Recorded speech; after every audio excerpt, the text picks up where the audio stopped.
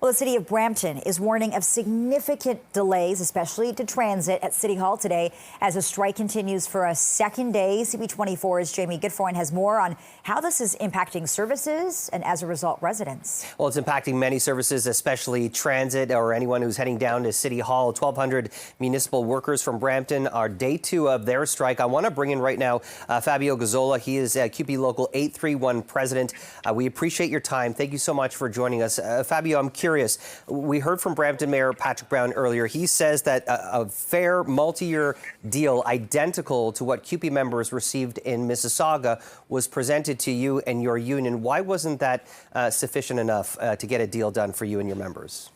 Well, last time I looked, we're not in Mississauga, so that's for starters, right? The second piece to it, it's not quite an apples-to-apples comparison. The City of Mississauga has 250 unionized employees. The City of Brampton has 1,200. The classifications are far more extensive. The areas of work are vast in comparison to the three areas in Mississauga.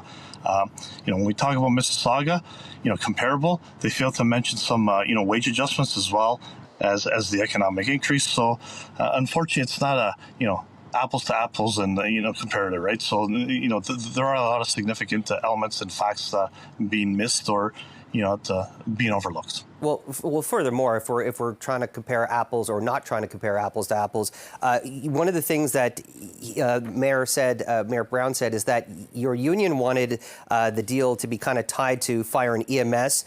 Those services are essential, unlike many of the jobs that these 1,200 workers perform. Those essential services can't strike. They also have danger pay. So I want to get your reaction to those comments. That's incorrect. During the bargaining process, many times there are comparisons, right? This was a simple comparison. I can appreciate what you say when you talk about danger pay. I have hardworking ladies and gentlemen in the enforcement department that are exposed to dangers. Our frontline workers aren't immune to abuse, assault, and various other dangers, right? So, with all due respect, we never once, compared it directly. We've made many comparisons internally to non-union staff, but that's, kind of the basis of, some of the conversations. It wasn't a straight up, comparison, right? Our enforcement officers face dangers every day, as well as other frontline workers. So, that's something the city seems to kind of want to ignore or, avoid. Fabio, I think a lot of people who are watching can appreciate that any, worker that's been in a locked-in contract over the last 5 years, we've seen record high inflation. At one point, it was a 40-year high. And, the salaries have just not kept up with the rate of inflation. We don't have specifics about exactly the numbers that you're looking for when it comes to wage increases, percentages year over year. What exactly are you looking for? What are the numbers?